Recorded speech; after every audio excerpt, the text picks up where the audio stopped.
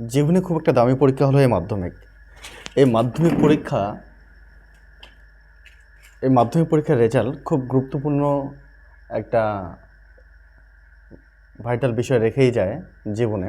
কারণ যে কোনো চাকরির পরীক্ষা যখন তুমি দিতে চাইবে তখন কিন্তু এই মাধ্যমিক পরীক্ষার রেজাল্টটাই খুব খুব খুব বেশি বেশি কাজে লাগে। তো লাইফে একটা প্রথম দামি পরীক্ষা হলো এই মাধ্যমিক পরীক্ষা।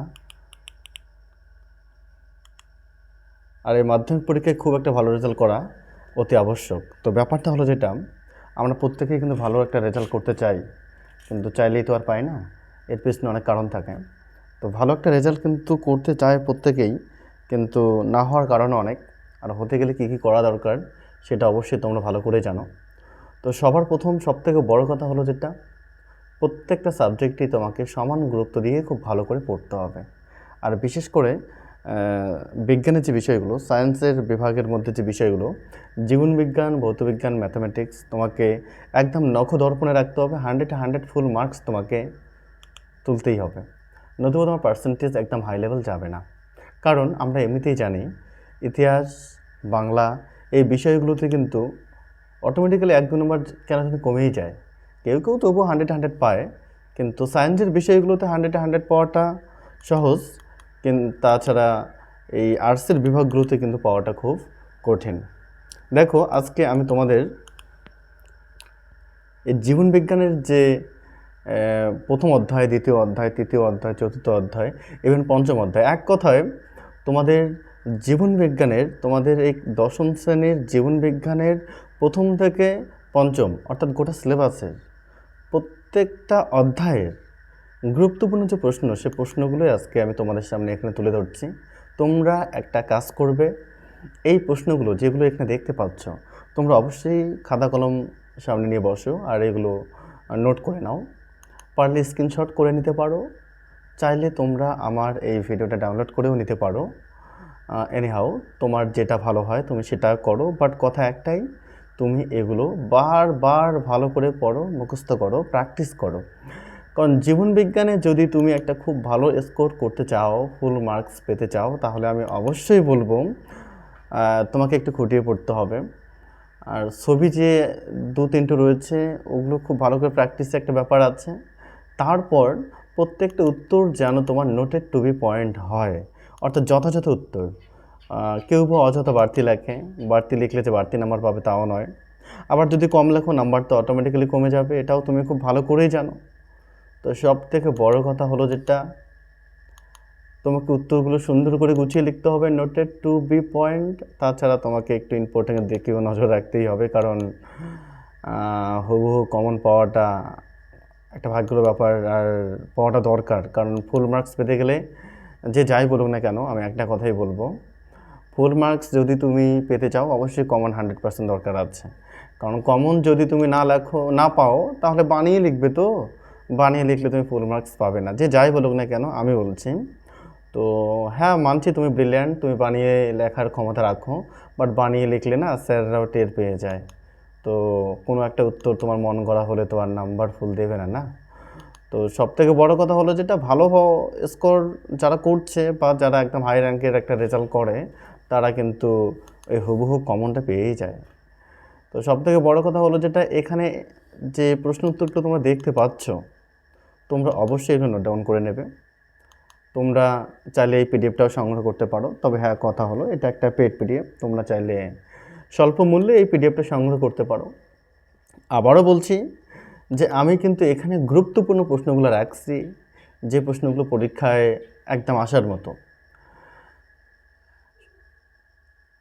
সত্যি বলতে যেটা, বোর্ডের প্যাটার্নকে ফলো করে তোমাদের যে বোর্ড পরীক্ষা, তোমাদের যে মাধ্যমিক ফাইনাল পরীক্ষা, সেই ফাইনাল পরীক্ষার প্যাটার্নকে ফলো করে আমি কিন্তু এই সাজেশন প্রশ্ন উত্তরগুলো করেছি।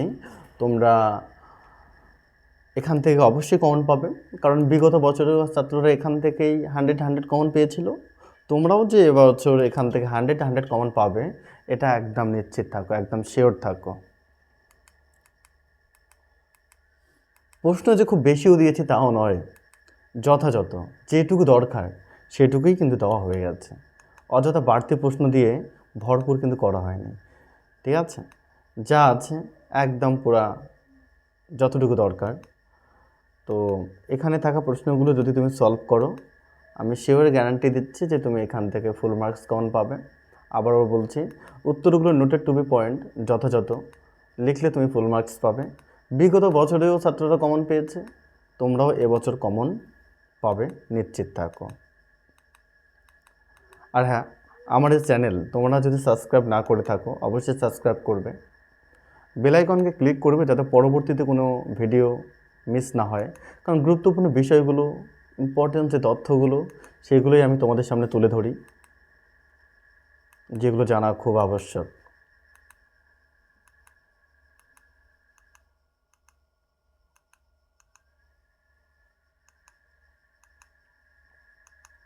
ভিডিওটা খুব স্লোভাবে দেখানো হচ্ছে যাতে তোমাদের এগুলো নোট ডাউন করতে, লিখে নিতে সুবিধা হয়। তোমরা চাইলে স্ক্রিনশটও করে নিতে পারো, যেটা তোমার সুবিধা হয়। দেখো,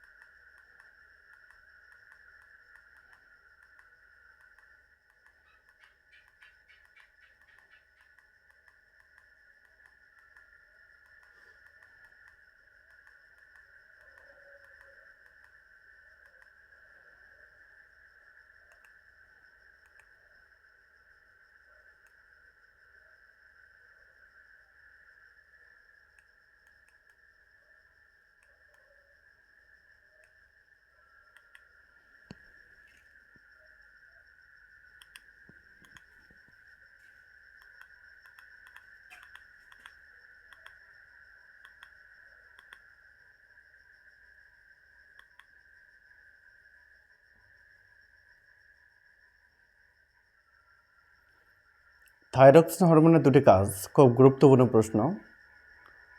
একনেত্র ও দ্বিনেত্র বলতে কি, দৃষ্টি বলতে কি বোঝো? Very very important.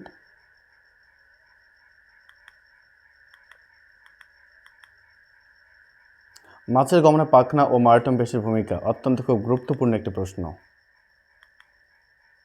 নেক্সট, এই শূন্যস্থানগুলো খুব ভালো করে দেখে নেবে। কোন কোষ বিভাজন পদ্ধতিতে প্রজাতির ক্রোমোজোম সংখ্যা ধ্রুবক থাকে? অবশ্যই মিওসিস।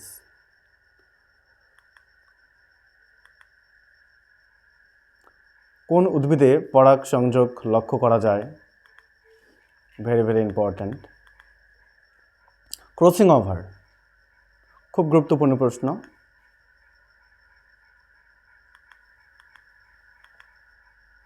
মিওসিস কোষ বিভাজনকে হ্রাস বিভাজন বলা হয় কেন? Very very important. পরাগযোগ কাকে বলে দেখে নিবা।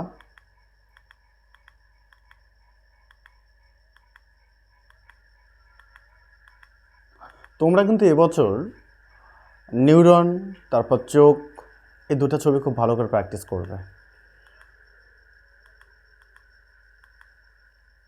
প্রকট ও প্রচ্ছন্ন যে পার্থক্য, সেটা ভেরি ভেরি ইম্পর্ট্যান্ট রয়েছে। মেন্ডেলের এক সংখ্যক জনন পরীক্ষার ফিনোটাইপ ও জিনোটাইপ অনুপাত কত? অবশ্যই খুব ইম্পর্ট্যান্ট।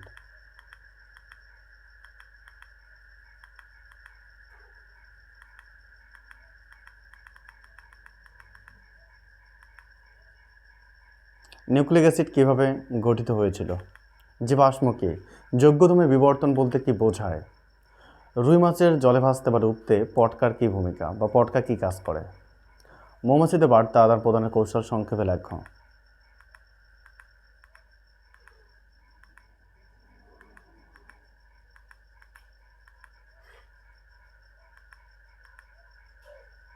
এই শূন্যস্থানগুলো একটাও ছাড়ার মতো নয়। যে এমসিকিউগুলো রয়েছে সেটাও খুব ভালো করে দেখে নেবে। এসিকিউ যেগুলো আছে অবশ্যই খুব গুরুত্বপূর্ণ, শর্টকে ছাড়া যাচ্ছেই না। একটা শর্টকেও তোমরা ছাড়বে না, কারণ যেটা তুমি মিস করবে হয়তো বা সেটাই পরীক্ষায় এসে বসে আছে। এক কথা বলতে গেলে এখানে রাখা প্রত্যেকটি প্রশ্নই খুব গুরুত্বপূর্ণ, কোনো একটা প্রশ্ন মিস করার মতো নয়। 100-এ 100 ফুল মার্কস যদি তুমি পেতে চাও, অবশ্যই প্রত্যেকটা প্রশ্নই তোমাকে গুরুত্ব সহকারে পড়তে হবে। দুঃখ একটাই, ছাত্ররা খুব চালাকি করে। কীরকম? ওই স্যারেরা যখন কোনো কমন দেয়, তারা কমনের ভিতরে আরও বেশি কমন খোঁজে বা বাঁচে। এটাই তাদের পরবর্তীতে একটা আফসোসের কারণ হয়। অবশ্যই তারা ফাঁকিবাজ, সময় মতো কাজ যখন না করে, পড়ে না, পরীক্ষার আগ মুহূর্তে খুব চাপে পড়ে, তখন এই কমনের ভিতর কমন তারা বাঁচতে শুরু করে। নাইট্রোজেন চক্র অবশ্যই ইম্পর্ট্যান্ট। ক্রয় সংরক্ষণ, দূষণ কাকে বলে? গ্রিনহাউসের প্রভাব খুব গুরুত্বপূর্ণ প্রশ্ন। এই প্রশ্নটি বারবার আসে, দেখে নেব ভালো করে।